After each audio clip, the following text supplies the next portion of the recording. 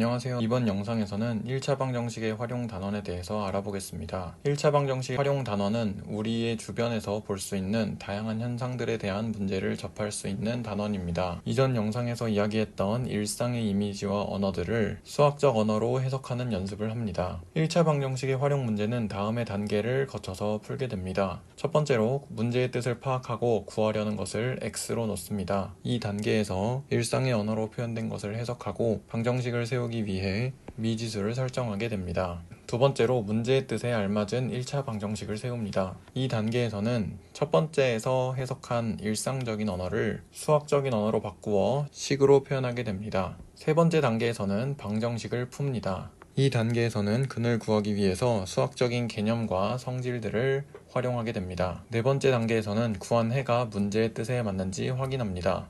이 단계에서는 방정식의 근이 문제에서 주어진 조건과 요구사항에 맞는지 확인하는 단계로 검산 과정이라고 할 수 있습니다. 대부분의 학생들이 이 단원을 어려워하는데요. 이 단원을 어려워하는 이유는 크게 두 가지가 있습니다. 첫 번째로는 문제의 핵심을 파악하지 못하는 경우이고요. 두 번째로는 일상적 언어를 수학적 언어로 해석하지 못하는 경우입니다. 첫 번째의 경우는 문제에서 제시된 조건이나 문제가 요구하는 것을 파악하지 못하는 경우로 단어의 뜻을 모르거나 문장을 독해하지 못하는 경우에 주로 발생합니다. 이런 경우엔 국어적인 독해 능력을 키우는 것을 통해 해결할 수 있습니다. 두 번째 경우는 일상적 언어가 나타내는 것을 수학적 언어로 바꾸지 못하는 경우로 수학 기호나 수학 개념의 이해가 부족한 경우입니다. 이런 경우엔 기존에 배웠던 수학적 기호들과 개념들의 뜻과 의미를 이해하는 것을 통해 해결할 수 있습니다. 혹시 이 단원의 문제풀이가 어렵다면 자신이 어떤 경우에 해당하는지 꼼꼼하게 분석하고 약점을 보완하여 실력을 쌓길 바랍니다. 활용 문제에서 주로 어려워하는 부분은 거리, 속력, 시간에 대한 문제와 농도에 대한 문제입니다. 이에 대하여 간단하게 설명해 보겠습니다. 속력은 물체가 이동할 때 빠르기를 나타내는 척도입니다. 물체가 이동한다는 것은 위치가 변했다는 뜻이고 자연스럽게 이동한 거리를 측정할 수 있게 됩니다. 따라서 같은 시간 동안에 이동한 거리가 짧으면 속력이 느린 것이고 길면 속력이 빠른 것입니다. 이것을 거리에 대한 시간의 비율로써 나타내고 따라서 속력은 거리 나누기 시간이 됩니다. 이 식을 변형하면 거리는 속력 곱하기 시간 또는 시간은 거리 나누기 속력 이렇게 표현할 수 있습니다. 이것을 이런 식으로 원으로 표현을 하여 거리는 분자에 있고 속력과 시간은 분모에 있다. 그래서 속력과 시간을 곱하면 거리가 되고 거리에서 속력을 나누면 시간, 거리에서 시간을 나누면 속력이 된다는 것을 간단하게 도식화하여서 표현을 할 수도 있습니다. 다음으로 농도에 대해서 생각을 해볼 텐데요. 농도는 전체 물질의 양 중에 우리가 생각하는 특정 물질이 얼마나 포함되어 있는지를 나타내는 척도입니다. 농도는 위의 속도와 마찬가지로 비율로서 나타내며 일반적으로 소금의 퍼센트 농도로 나타낼 때 농도는 소금물의 양분의 소금의 양 곱하기 100이 됩니다. 이것을 일반화하면 농도는 용액분의 용질 곱하기 100이라는 식으로 나타낼 수가 있는데요. 여기서 일반적으로 용질은 녹아 들어가는 물질이고 예를 들어서 소금이 되고요. 용매는 녹이는 물질로서 예를 들어서 물이 되고 용액은 용매와 용질의 합으로 예를 들어서 소금물이 됩니다. 소금물의 양에 대비해서 소금의 양이 많을수록 농도가 높으며 적을수록 농도가 낮습니다. 따라서 위의 식을 변형하면 소금의 양을 기준으로 변형을 할 수가 있는데요. 소금의 양은 100분의 소금물의 농도 곱하기 소금의 양이 됩니다. 농도 문제를 풀 때 소금의 양을 기준으로 풀이하면 쉽게 문제를 풀 수 있습니다. 그럼 이제부터는 실제 문제풀이를 하면서 설명을 해보도록 하겠습니다. 첫 번째 문제입니다. 어떤 수를 5배 하여 3을 더해야 할 것을 잘못해서 어떤 수에 3을 더해서 4배를 하였더니 처음 구하려고 했던 수보다 1만큼 작아졌다라고 합니다. 어떤 수는 x, 처음 구하려고 했던 수를 y라고 할 때 xy의 값을 구하라고 합니다. 어떤 수를 x라고 하였으므로 이 문제를 분석해보면 어떤 수를 5배 하여 3을 더해야 할 것이 조건이 하나가 있고요. 그리고 어떤 잘못을 해서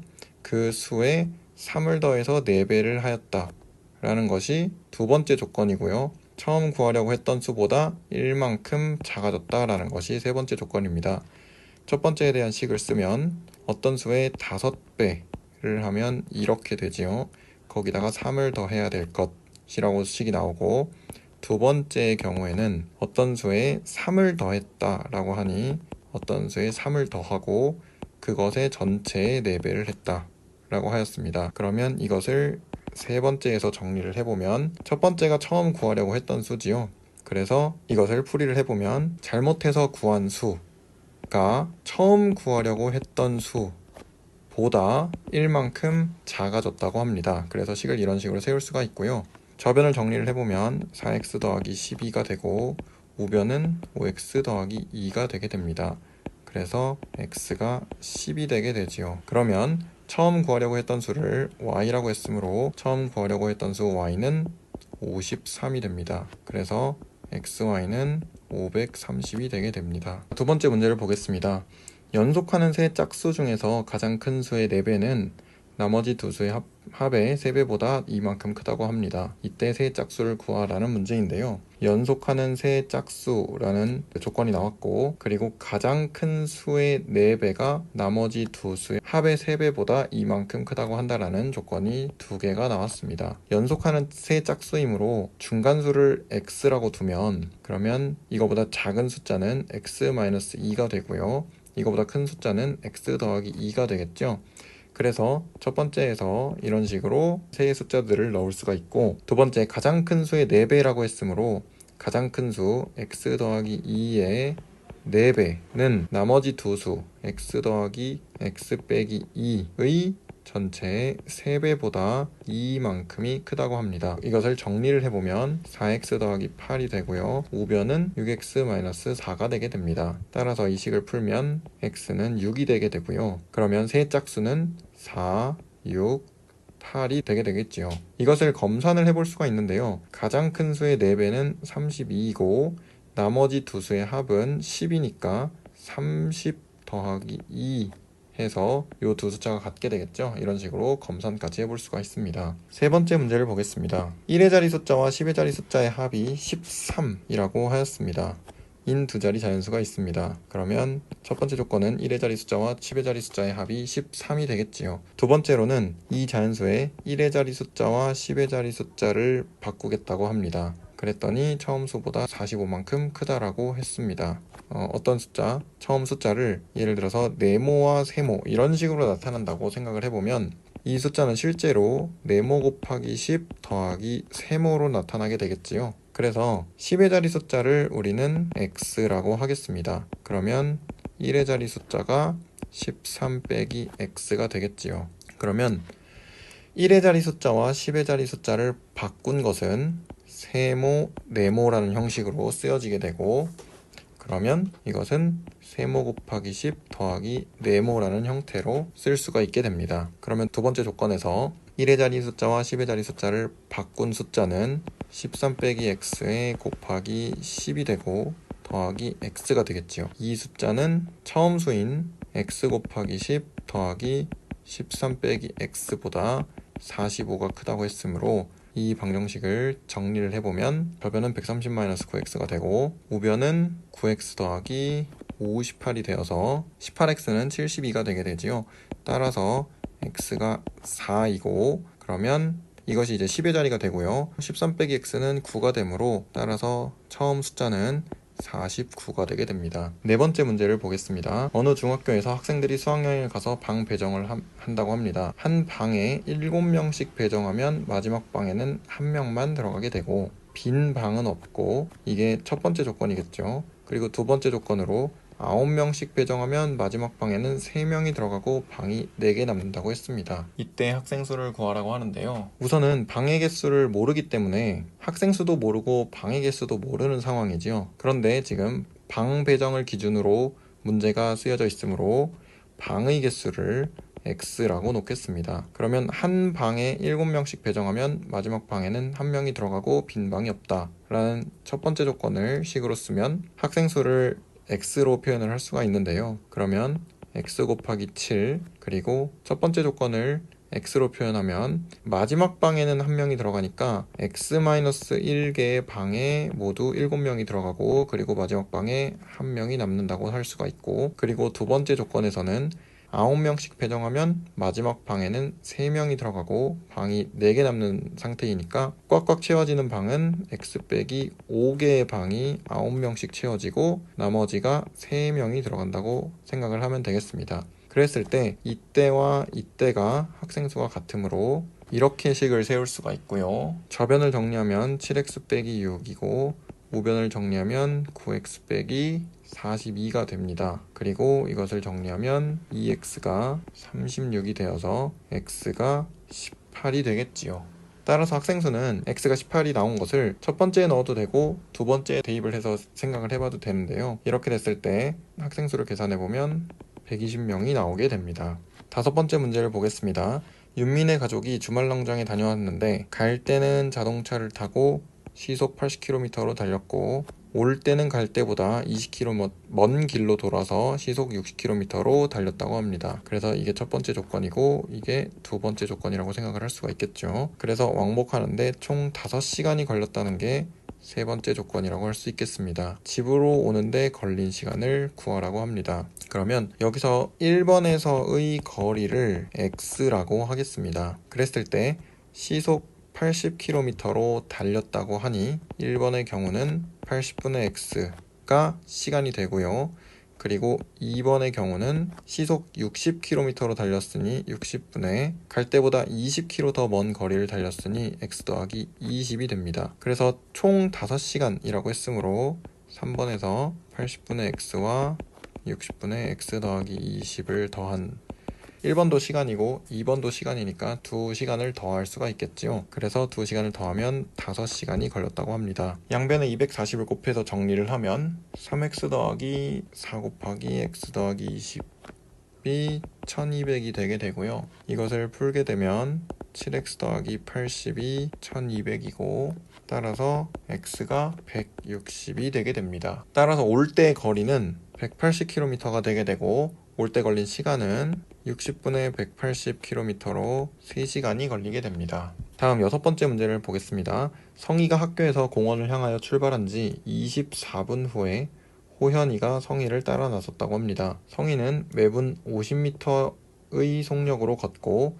호현이는 매분 80m의 속력으로 걷는다고 합니다.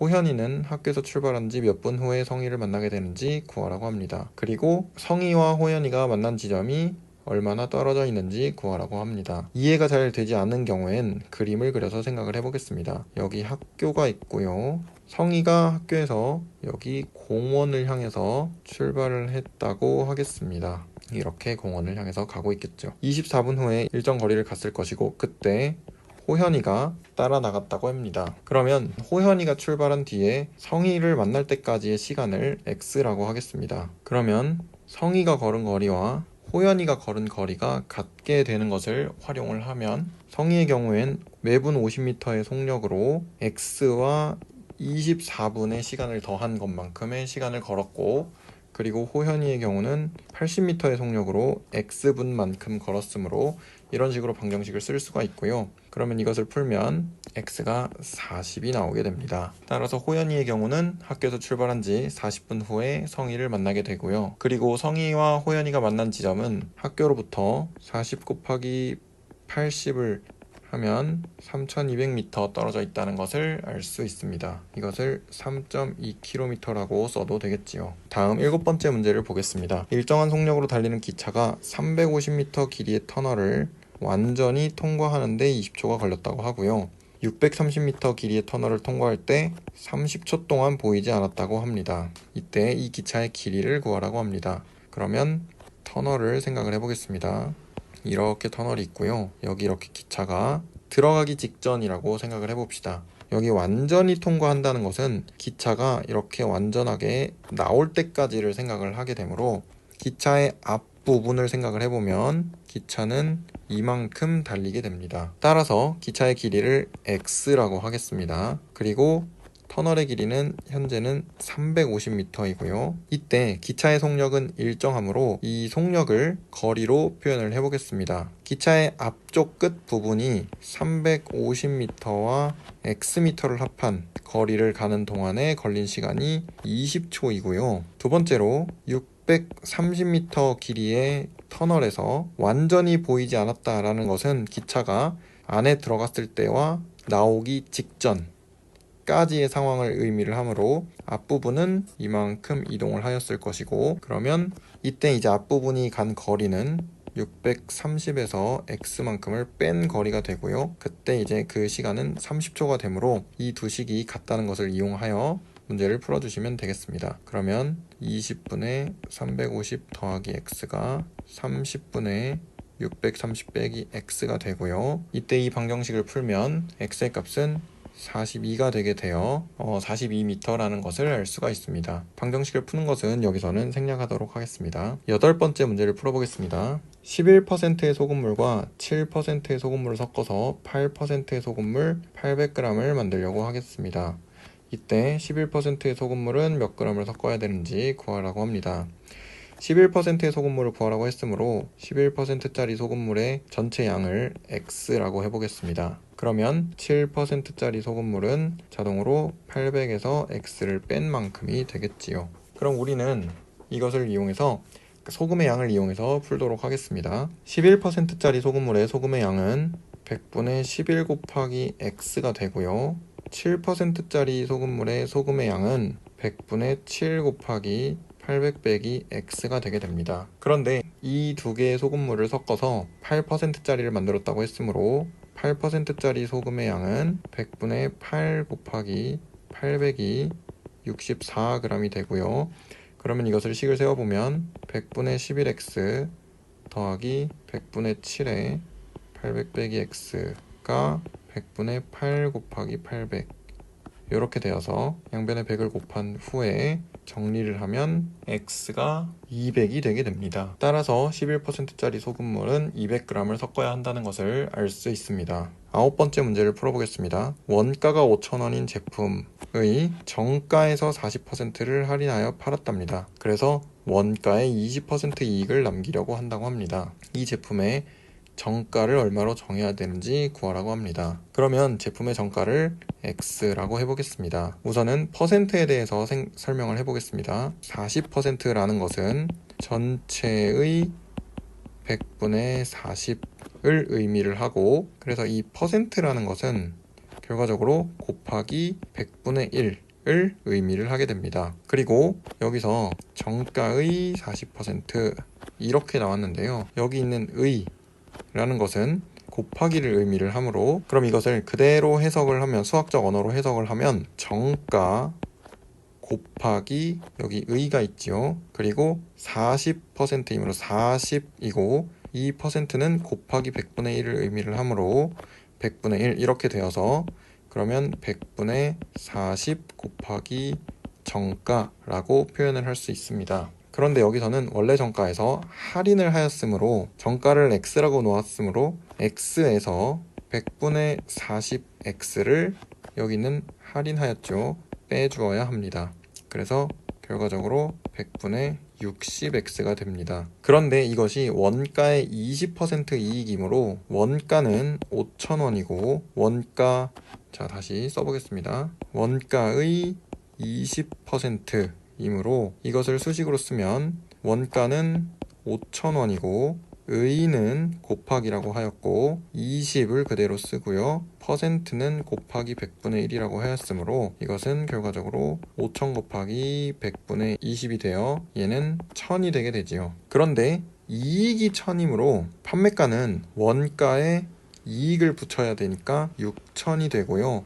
그것이 100분의 60x가 되므로 x는 10,000원이라는 것을 알 수 있습니다. 여기서 보시듯이 이런 식으로 이런 일상적인 언어를 이렇게 하나하나 모두 다 해석하여 수학적인 언어로 이렇게 표시를 해서 이런 식으로 식을 쓸 수 있는 능력이 있으면 1차 방정식의 활용 문제는 그렇게 어렵지 않다는 것을 알 수 있습니다. 그럼 마지막 문제로 한번 가보겠습니다. 어느 중학교에 작년의 학생 수는 1,150명이었다고 합니다. 올해는 작년에 비해서 남학생이 3% 감소하였고 여학생이 2% 증가하였다고 합니다. 그래서 전체 학생 수가 1,143명이 되었다고 합니다. 올해의 남학생 수를 구하라고 했는데요.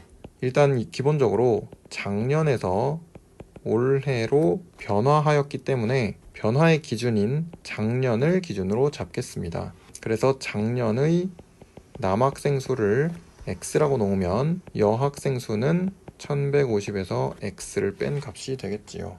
그럼 여기서 아까와 같이 생각을 해보면 되겠습니다. 올해의 경우는 남학생이 3% 감소했다고 하므로 이것을 조금 더 상세하게 풀어보면 작년 남학생의 3% 감소라고 생각을 할 수 있고요. 그러면 왼쪽에 있던 문제처럼 의는 곱하기로 바꾸고 퍼센트도 곱하기 100분의 1로 바꾸고 감소는 기준이 원래 작년 남학생이었기 때문에 뺀다라고 생각을 하면 되겠습니다. 그러면 이것을 식으로 바꾸면 작년 남학생에서 작년 남학생의 3%를 감소했다라고 해서 이런 식으로 식을 쓰게 됩니다. 그러면 여학생도 마찬가지로 여학생은 2% 증가했다고 하였지요. 그래서 이것을 풀어보면 작년 여학생의 2% 증가라고 하므로 이것을 작년 여학생의 2% 증가라고 해서 의는 곱하기로 퍼센트는 곱하기 100분의 1로 바꾸면 남학생과 마찬가지로 다음과 같이 원래는 1150 빼기 x에서 1150 빼기 x의 2%가 증가해서 원래 값에 더하기를 해주게 되는 것이지요. 이것을 계산할 때 두 가지 방법이 있는데요. 이식과 이식을 단순하게 더해서 전체 학생 수가 1143명이 되었다라는 것을 식으로 써도 되고요. 두 번째는 이 x와 이 1150-x는 작년 기준의 학생이기 때문에 작년 기준인 1150명이 될 거고, 그러면 결과적으로 이 뒤에 있는 마이너스 x 곱하기 100분의 3 이것을 조금 더 다시 써보겠습니다. 마이너스 100분의 3x 더하기 1150 빼기 x 곱하기 100분의 2가 전체적으로 1150명에서 1143명이 될 때까지 7명이 줄었으므로 이렇게 써서 계산을 해도 됩니다. 이것이 계산이 조금 더 간단하게 되지요. 이렇게 생각하는 것이 어려우면 그냥 요 두 개를 더해서 1143명이다 라고 해서 풀어도 되겠습니다. 이것을 정리해보면 x가 600이 되게 되고요. 그래서 올해의 남학생 수는 600에서 600 곱하기 100분의 3을 빼야 되므로, 또는 올해는 작년에 3%가 감소해서 97%가 됐으므로 600 곱하기 100분의 97 이렇게 계산을 해도 되겠지요. 그래서 결과적으로 582명이 되게 됩니다. 이상으로 문제풀이까지 하여서 1차 방정식의 활용 단원을 설명을 해보았습니다. 이런 식으로 일상적 언어를 수학적 언어로 바꿀 수가 있고, 그렇게 바꾼 수학적 언어를 그 방정식을 풀어낼 수 있는 능력이 있으면 1차 방정식의 활용 단원에 있는 문제들은 그렇게 어렵지 않습니다. 이 영상을 통해서 많은 도움이 되었길 바라며 이 영상은 여기까지 하겠습니다. 시청해주셔서 감사합니다.